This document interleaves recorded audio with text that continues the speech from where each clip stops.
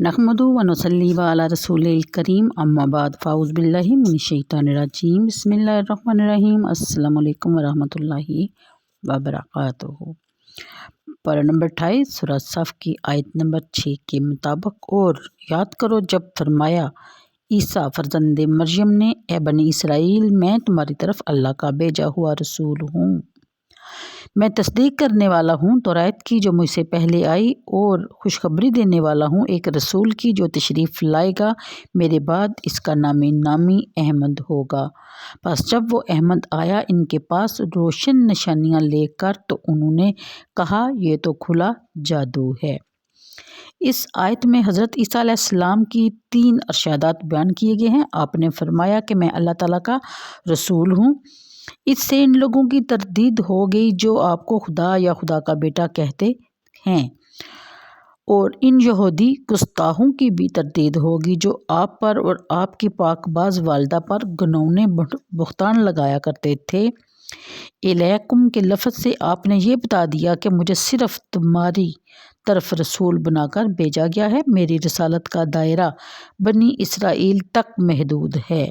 आपके इन अल्फाज पर असाई मशीज़ों को भी गौर करना चाहिए जो असायत का प्रचार हर जगह करते फिरते हैं। कुरान करीम के इस फरमान के तायद अंजील से भी होती है। मुलाहिज़ा कीजिए आप इसको जानने के लिए। मती बाब नंबर 15 आयत नंबर 24, इसने जवाब में कहा कि मैं इसराइल के घराने की खोई हुई भेड़ों के सिवा और किसी के पास नहीं भेजा गया। इस अंजील मती के बाब नंबर 10 की आयत नंबर 6 से हर किस्म का इश्तबा दूर हो जाता है। पहली आयत में इन 12 रसूलों के नाम बताए गए हैं जिनको आपने तबलीगो अशायत के लिए भेजा, और इनको ये हुक्म देकर कहा कि गैर कौमों की तरफ ना जाना और सामरियों के किसी शहर में दाखिल ना होना, बल्कि इसराइल के घराने की खोई हुई भेड़ों के पास जाना।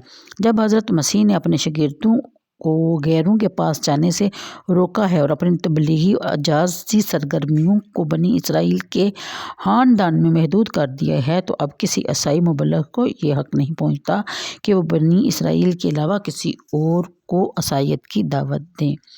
दूसरी बात आपने ये फरमाई कि मैं मूसा अलैहिस्सलाम की तकज़ीब के लिए नहीं आया, बल्कि इन पर जो आसमानी किताब तौरात नाजिल हुई मैं इसकी तस्दीक करता हूँ। मूसा अलैहिस्सलाम सच्चे रसूल थे और तौरात खुदा की सच्ची किताब है। तमाम रसूल क्योंकि अल्लाह ताला के फरस्तादा होते हैं, इसलिए ये हो ही नहीं सकता कि वो किसी एक दूसरे की तकज़ीब करें। इनका काम तो सब की तस्दीक करना होता है।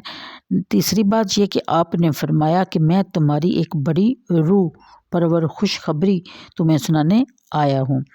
वो ये कि मेरे बाद एक जलीलुल कदर अज़ीमुल मर्तबत रसूल तशरीफ़ लाएंगे। इनका इसमें ग्रामी नामी अहमद होगा सल्लल्लाहु अलैहि वसल्लम।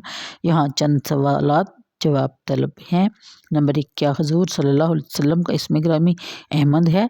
नंबर 2, क्या इस बिशारत से मुराद हजूर की ज़ात अक़दस है? नंबर 3, क्या मौजूदा अंजील में ये बिशारत मौजूद है? नंबर 4, क्या वो शख्स जिनका नाम ग़ुलाम अहमद है वो इस पेशीनगोई का मुसादक बन सकता है? पहले सवाल के बारे में गुजारिश है कि हजूर सल्लल्लाहु अलैहि वसल्लम के जो इस्म ग्रामी सही अहादीस से साबित हैं, इनमें से ये इस्म मुबारक भी मौजूद है। हज़रत जबीर बिन मोहतम रज़ी अल्लाह तआला अन्हा से मरवी है, यानी रसूल सल्लल्लाहु अलैहि वसल्लम ने फरमाया मेरे कई नाम हैं, मैं मोहम्मद हूँ, मैं अहमद हूँ, मैं अल हाशिर हूँ, लोगों का हशर मेरे कदमों पर होगा। सहाबा किराम में हजूर का ये इस्म ग्रामी मरूफ़ व मुस्तमल था। हज़रत हिसान यही नाम लेकर बारगाह रिसालत में अस्सलातु वस्सलाम अर्ज़ किया करते थे।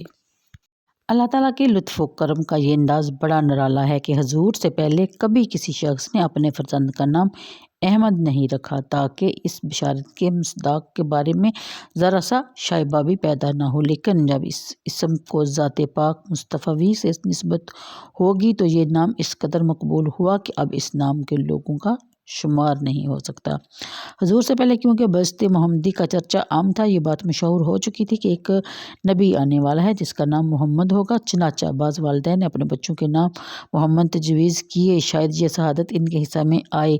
हजूर से पहले 7 ऐसे आदमी मिलते हैं जिनका नाम मोहम्मद है, लेकिन इनमें से किसी ने नबूवत का दावा नहीं किया। इस तरह अल्लाह ताला ने अपनी खास हिकमत से अपने प्यारे बंदे के इन 2 नामों को हर इश्तबा और इल्तबास अल्फाज से बाला तर रखा।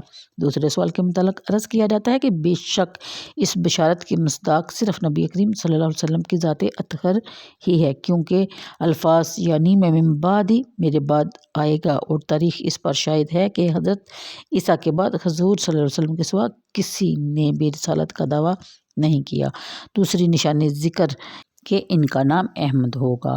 ये अल्लाह ताला का खास लुत्फ़ है कि हुज़ूर से पहले किसी नबी या रसूल का अहमद नामी होना तो कुजा किसी फ़र्द बशर का नाम भी अहमद ना था, क्योंकि हज़रत ईसा के बाद सिर्फ़ आप ने ही रिसालत का दावा फरमाया और सिर्फ़ आपका इसमें ग्रामी ही अहमद था। इसलिए इस बारे में ज़रा शक न रहा कि इस बशारत के मस्दाक हुज़ूर ही की ज़ाते ग्रामी है।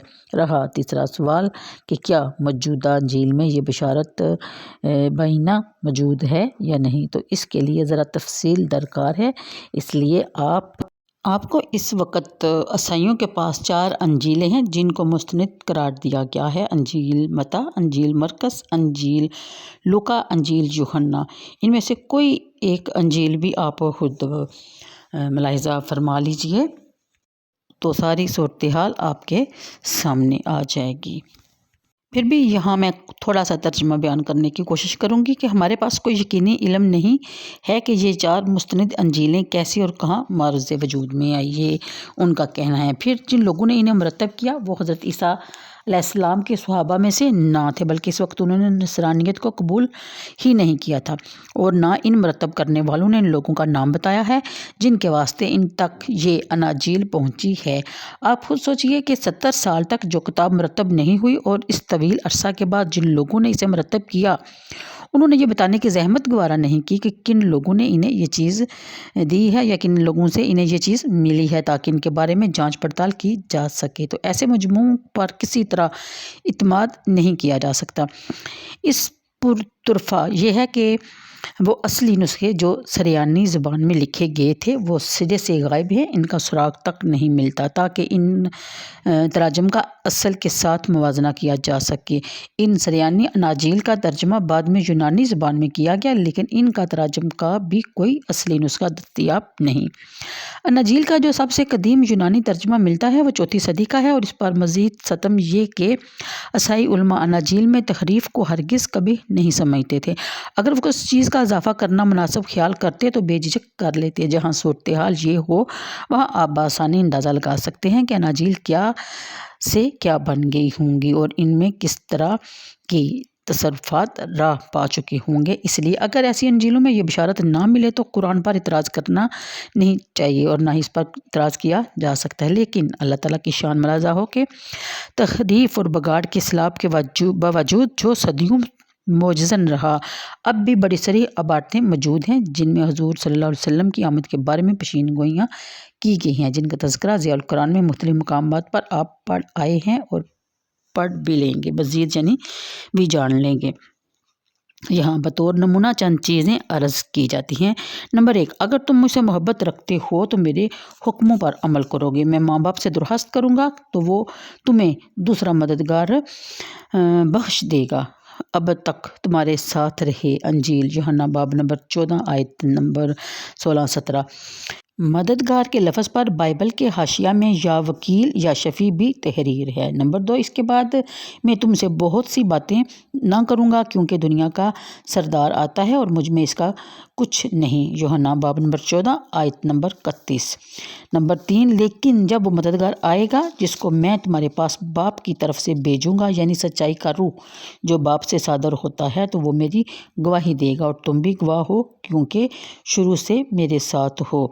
ये भी यूहन्ना बाब नंबर 15 आयत नंबर 26-27 में दर्ज है। यहाँ भी मददगार के लफ्ज़ पर हाशिया है या वकीलो या शफ़ी मरकूम है। नंबर 4, लेकिन मैं तुमसे सच कहता हूँ कि मेरा जाना तुम्हारे लिए फ़ायदा मंद है, क्योंकि अगर मैं ना जाऊँ तो वो मददगार तुम्हारे पास ना आएगा, लेकिन अगर जाऊँगा तो इसे तुम्हारे पास भेज दूँगा और वो आकर दुनिया को गुनाह और रास्तबाजी और अदालत के बारे में कसूरवार ठहराएगा। तो यहाँ मेरी वीडियो का टाइम ख़त्म होता है। मुझे दीजिए इजाज़त। दुआओं में याद रखा कीजिए। वीडियो को लाइक और शेयर कर दिया करें। अल्लाह हाफिज़।